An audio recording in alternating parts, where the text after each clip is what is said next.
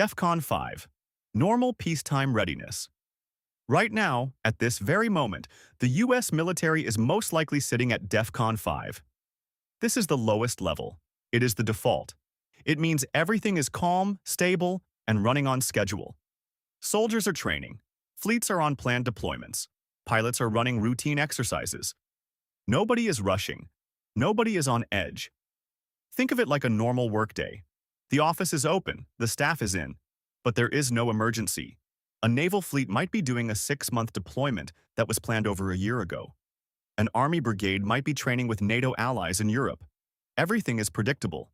Everything is on a schedule that was written months in advance.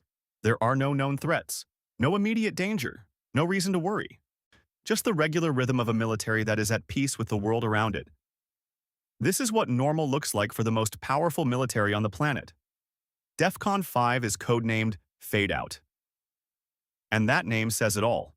Quiet, routine, normal. DEFCON 4, Above Normal Readiness. Something has changed. Not a crisis yet, but something is worth watching closely. DEFCON 4 is when the U.S. military starts paying much closer attention to the world. Intelligence gathering increases significantly. Satellites get redirected over specific regions. Signals are analyzed more carefully and more frequently. Security tightens at military bases and embassies around the world. It is not panic, it is precaution. It is the military saying, "We see something developing, and we are not going to be caught off guard." Imagine a nuclear-armed country suddenly experiencing a military coup.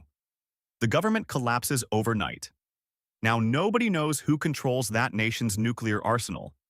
Nobody knows what those weapons will be used for or who is giving the orders.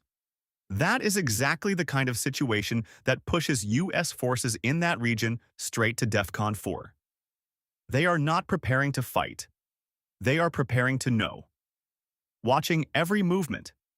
Tracking every signal. Getting ahead of the situation before it spirals into something far worse. This level is codenamed Double Take, as in, wait, look again. Something just shifted. DEFCON 3. Increased Force Readiness. Now things are serious. DEFCON 3 means the military is no longer just watching. It is getting ready to move, and move fast. At this level, the U.S. Air Force must be able to launch strategic bomber wings within 15 minutes. Units across all branches are expected to mobilize much quicker than normal. Military communications go into high gear. Surveillance intensifies across every channel available. But this level is also a message. A loud, clear, unmistakable message to any potential adversary that the United States is not bluffing and is not unprepared. The most well-known real example happened in 1973 during the Yom Kippur War. Egypt and Syria launched a surprise attack on Israel. The Soviet Union threatened to send its own troops to support them. President Nixon responded immediately by ordering all U.S. forces worldwide to DEFCON 3. The message to Moscow was direct. If you move your troops, you will be facing a fully prepared United States military. It worked, and the Soviets backed down and did not intervene. DEFCON 3 is codenamed Roundhouse, a serious warning with real military power standing right behind it. DEFCON 2. Next step to nuclear war. This is the edge. This is where the world stops breathing. DEFCON 2 means a major military conflict, one that could involve nuclear weapons, is not just a possibility anymore. It is considered likely. The entire U.S. military is ready to deploy and engage in under 6 hours. Nuclear forces are on a hair-trigger alert.